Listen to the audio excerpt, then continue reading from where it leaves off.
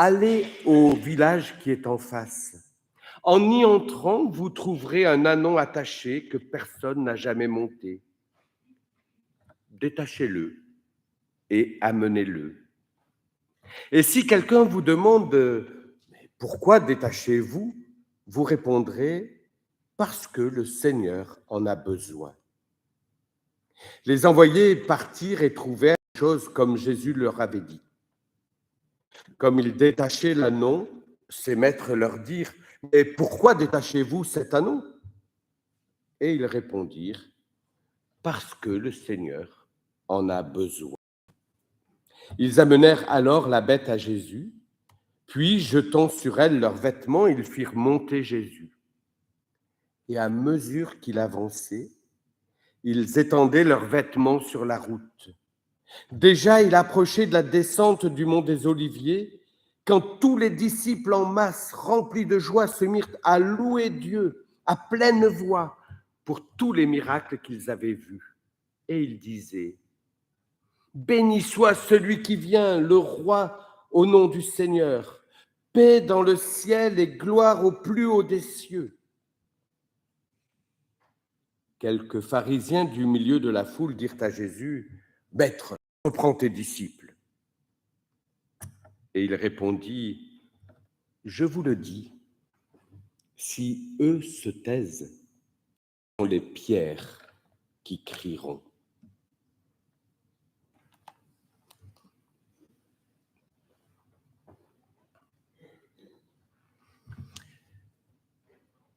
Nous voici donc de la semaine de Pâques. L'entrée de Jésus à Jérusalem introduit cette semaine cruciale pour lui, mais elle est aussi cruciale pour nous. Ce récit nous est pourtant tellement habituel que de toute façon, il n'y a plus de place pour l'imprévisible. Nous nous arrêtons en général sur son côté folklorique et festif, sans y percevoir le drame qui s'y déroule, sans même y chercher la bonne nouvelle pour nos vies. Alors, que faudrait-il pour accueillir ce récit de façon nouvelle et dérangeante? Que faudrait-il pour que ce récit nous fasse bouger dans notre foi? Comment permettre à ce texte de redevenir véritablement une porte qui ouvre devant nous un chemin de conversion, un chemin de foi? C'est le problème de tous ces textes qui reviennent chaque année à la même période.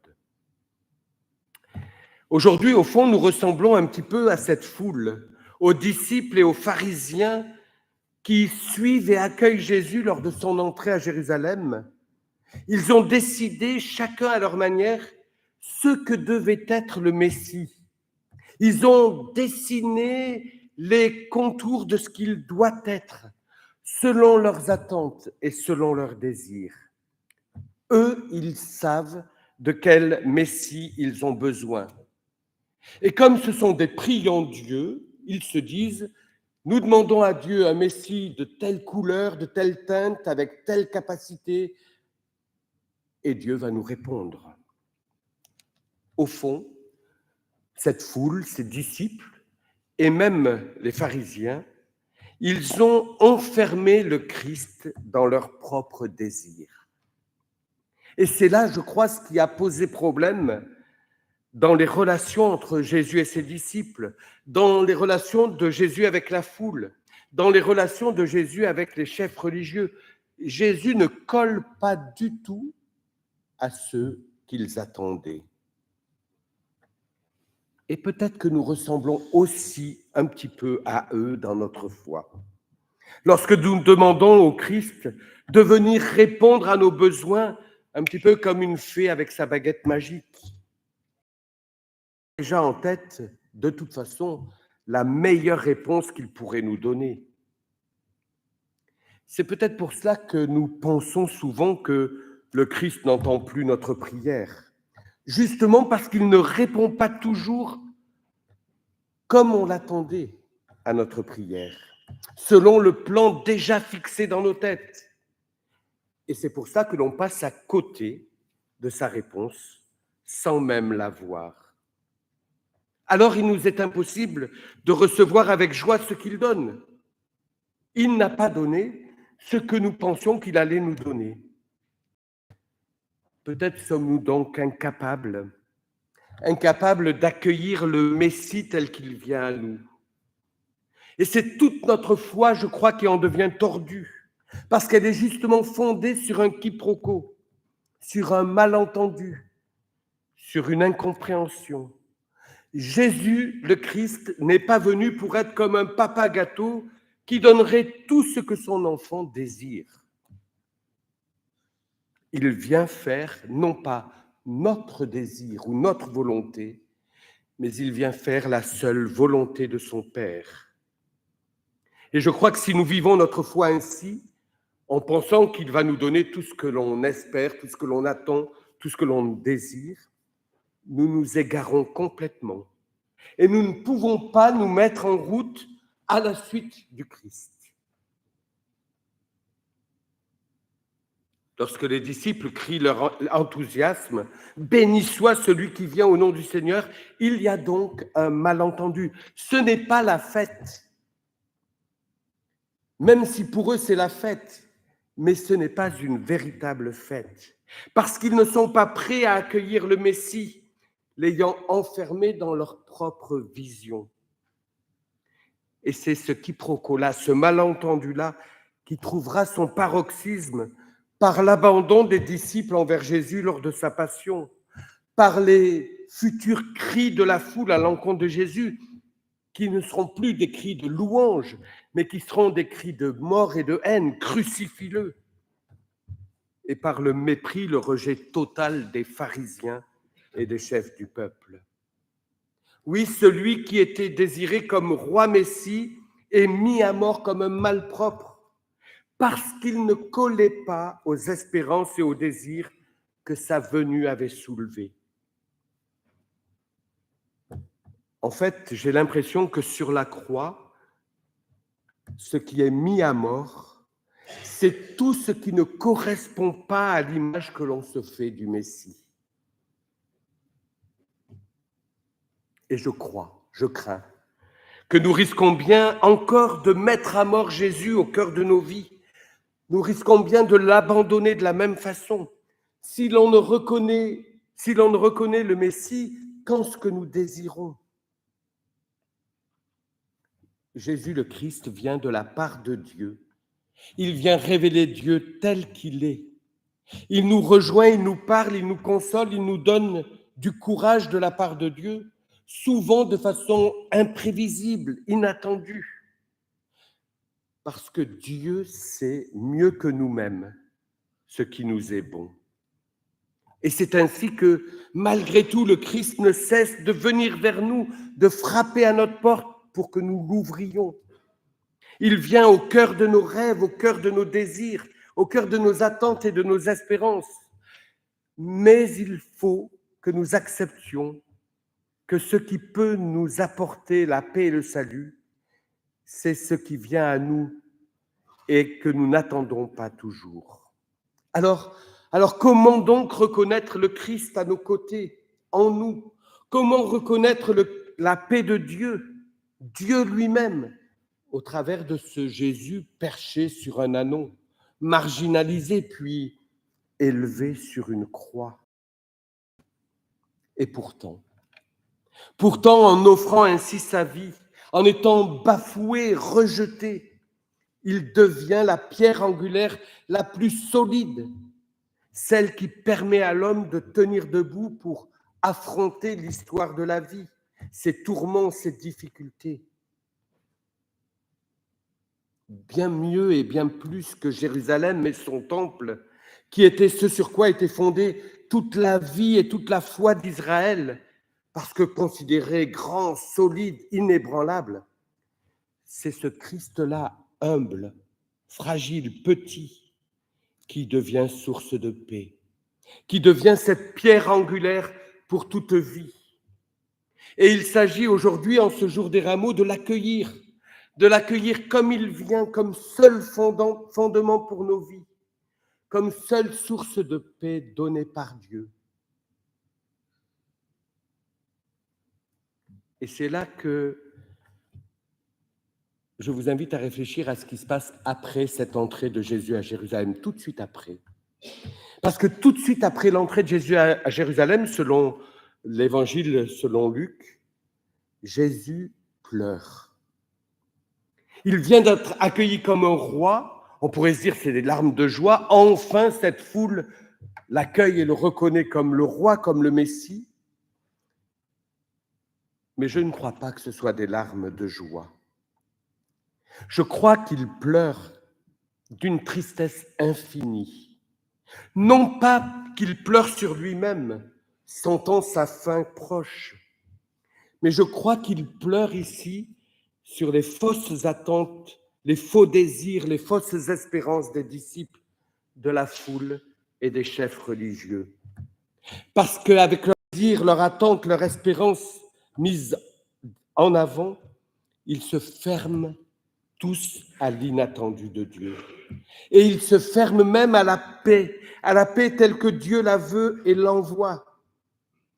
Ils se ferment à Dieu lui-même tel qu'il vient à eux. Jésus ici pleure, il pleure sur leur savoir qui les empêche de l'accueillir tel qu'il s'offre. Et je crains et je crois que Jésus continue de pleurer sur nous, nos illusions, sur nos fausses attentes, nos fausses espérances, nos faux désirs, nos fausses compréhensions, quant à celui qui vient de la part de Dieu. Au fond, le Messie, le Christ, tel que nous le désirons, selon nos seuls désirs, c'est une idole. Et c'est une idole qui donc nous détourne du vrai Christ Sauveur et de ce qu'il vient donner.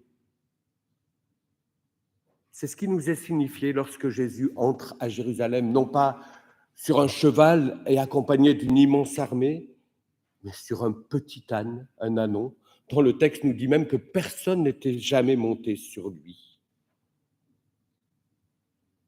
Si nous croyons encore en un Christ tout-puissant, et si nous attendons de lui que comme une fée ou une magicienne, d'un coup de baguette magique, il résolve nos problèmes, alors nous ne croyons pas au Christ tel que l'Évangile nous l'annonce.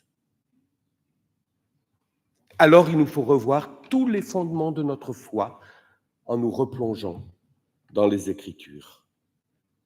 Car le Christ vient dans l'humilité la plus grande, jusqu'à se donner lui-même sur la croix par amour.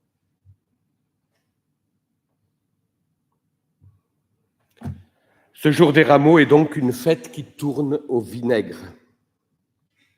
Que faire pour que ce jour ne soit plus un jour de tristesse pour le Christ? Eh bien peut-être, à la suite de tout ce temps de carême que nous venons de traverser ensemble, peut-être encore lui demander pardon au Christ, lui demander pardon pour nos fausses attentes devenues idoles pour nos vies, demander qu'il vienne encore nous en libérer. Au fond, ce jour des rameaux, c'est pas la fin de carême, mais j'allais dire c'est l'élévation et une compréhension nouvelle du temps de carême. C'est en l'accueillant tel qu'il vient, dans cette humilité tellement grande, que je crois nos vies, nos cœurs peuvent être complètement bouleversés, convertis, changés. Voilà la démarche essentielle à vivre lors des rameaux.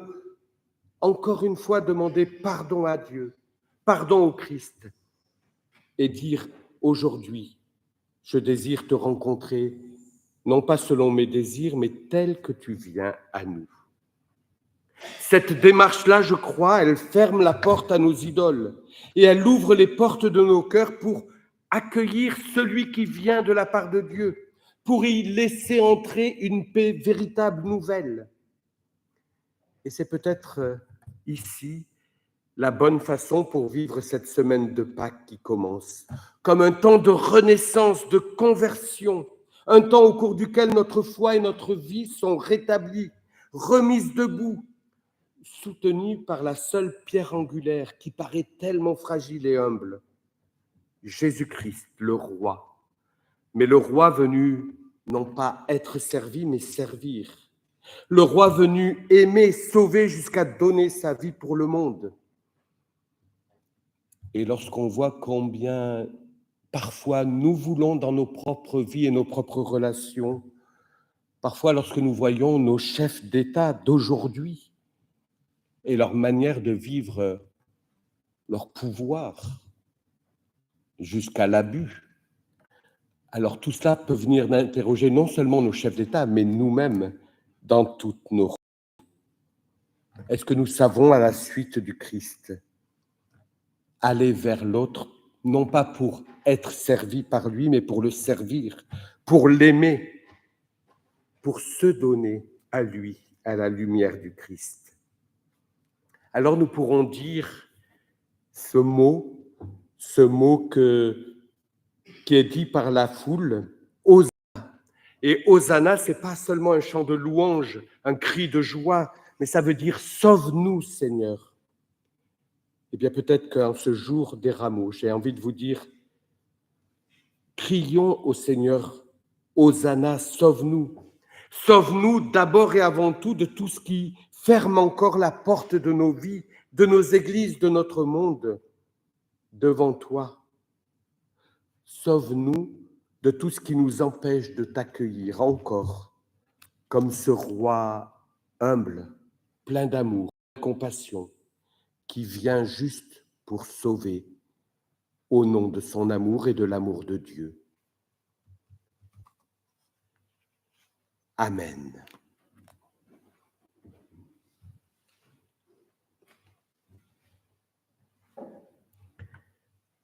Voici donc le béni qui vient au milieu de nous et nous distribuer les biens de Dieu. Voici le Seigneur élevé au rang de serviteur. Voici le roi qui écarte la puissance et place l'humilité sur le trône. Voici le messager venant nous apporter la parole qui retourne et convertit les cœurs. Voici le juste qui vient conduire les pauvres et les petits jusqu'à la droite du Père qui est aux cieux.